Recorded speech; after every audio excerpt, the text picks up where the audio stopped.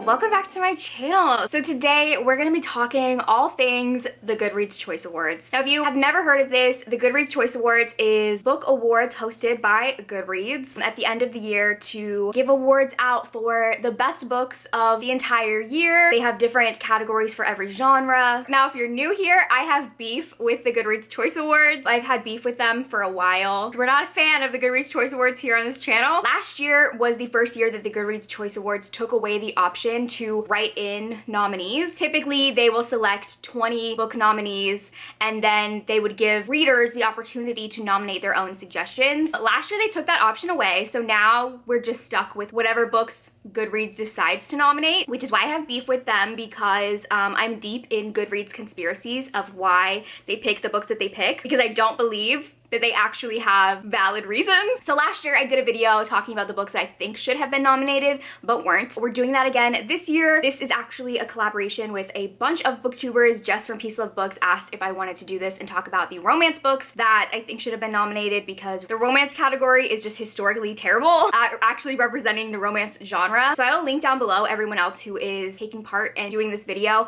I'm gonna go a little bit further than just talking about romance, and I'm gonna talk about all the books that I think should have been nominated. I'm also gonna let you guys know what I did vote for because there are some books that I loved that I was very happy to see nominated. I also asked you guys on Instagram to share with me what books you think should have been nominated, so we'll go over those. So this is just gonna be a comprehensive, the Goodreads Choice Awards kinda sucks video. Starting with the books that I think should have been nominated, I have books for most of the categories. I have done a little bit of Googling to see exactly what Goodreads says their criteria is for selecting these books, and they're very vague on it. So basically, this is what they say. The books need to have been published between November 17th, 2021 to November 15th, 2022. They analyze statistics from millions of books added, rated, and reviewed on Goodreads to nominate 20 books in each category. Opening round official nominees must have an average rating of 3.50 or higher at the time of launch. And that's kind of it. And I call BS. That's where it's very, very vague, and I feel like they just sort of pick and choose what they're nominating because there are plenty of books that are higher rated plus have more ratings than a lot of the books that I've seen nominated. This little criteria that they have is so open. It's fishy. There's something going on. So yeah, let's start with the romance category. I think the reason why a lot of people in like romance readers have a problem with what ends up being selected in the romance category is that it really only highlights a very specific section of romance, and that is traditionally published contemporary. You very rarely see indie romances on here, almost never see historical romances. So some of the ones that I read this year that I loved that I really think should have been nominated, the first one being the Salacious Players Club series by Sarah Kate. I have only read the first two books in this series, but this series like took over the romance community. All of these books came out this year, so there were 4 options for Goodreads to choose from. These are some of the most like hyped, talked about indie romances that I've seen within the romance community, and they're so good. The fact that at least one book on the series did not show up on the list is shocking and criminal. Another one that I actually just read that I also feel like has been so popular this year is Flawless by Elsie Silver.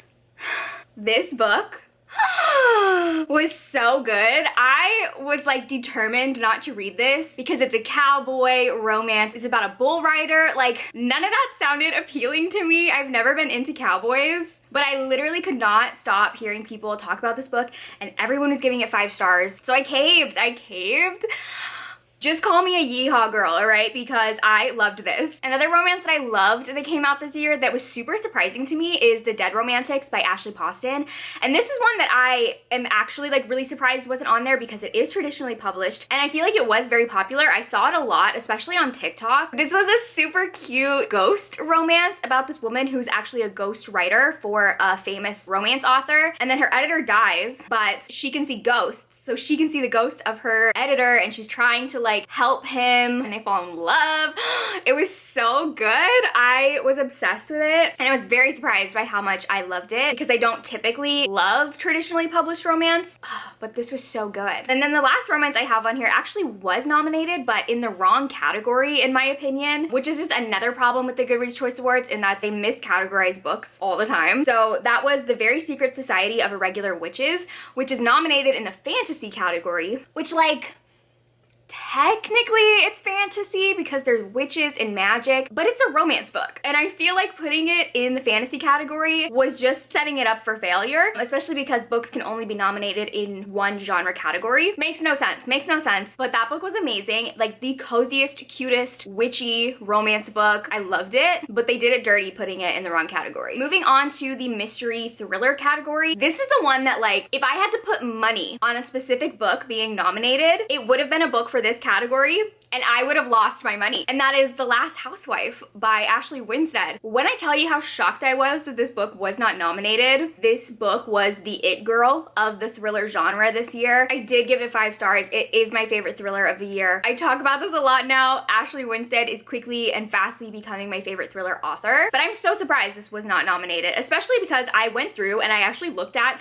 every single book that was nominated in this category, and there is at least 3 or 4 books that have a lower average rating plus a lower amount of total ratings than The Last Housewife, which is where I'm kind of like, what's going on, Goodreads? What's actually going on? How are you actually picking these books? Because the math isn't mathing. It's not adding up. Another one that I was surprised not to see in the mystery thriller category, or honestly just nominated anywhere, it could have been in fiction too, I guess. That's the Finlay Donovan sequel, Finlay Donovan Knocks 'Em Dead. I'm pretty sure that the first book was nominated last year. I could be wrong, but I also feel like these are very loved, very popular series. I loved the sequel, not exactly as much as the first book, but it was still great. For the fiction category, I would have really loved to have seen Woman Eating be nominated, although I can kind of get why it wasn't. I mean, it has a 3.55, which is above what Goodreads says it should be. But I loved this book. This is a literary fiction book about a woman who is a vampire and she's just trying to learn how to live on her own and trying to figure out how to supply blood for herself. But it's definitely a very niche kind of book where I feel like only a specific type of reader would enjoy it. I loved it. It's a very like vibes heavy book, like no plot, just vibes, and I love that kind of book. For horror, I didn't actually read a ton of 2022 horror books. I read a lot of like more backlist horror this year, but one that I think I would have liked to have seen nominated was Just Like Home by Sarah Gailey. This is another one that I feel like had a moment on BookTube. I know a lot of book clubs picked this up to read it, my own book club in particular, and I really, really loved this book. It was also another like divisive book. People had very polarizing opinions on it, but I feel like I've seen Sarah Gailey nominated in the past for different awards, so I was surprised not to see this one nominated. And then for YA books, I do have 2. The first one for the YA fantasy category, and that is The Midnight Girls, which actually came out at the end of last year, December 28th. So it came out at the end of last year, so it would have been eligible for this year's awards. And this is a sapphic YA fantasy, enemies to lovers. It was so good. It is my favorite sapphic enemies to lovers that I've ever read, and it was like a great fantasy book. I don't think this book was nearly as popular as it should have been based on like all the tropes that it has. It should have been so popular. I'm sad that it wasn't because it was great. And then the other one, which could have been nominated for either YA fiction or debut, and that is My Dearest Darkest by Kayla Cunningham. This was a YA sapphic horror that I loved. It very much had like Jennifer's Body vibes plus The Craft. It was super fun. It was also like dark academia. I really loved it. So I would have loved to have seen that nominated, and it was a debut, so it could have been nominated for the debut category.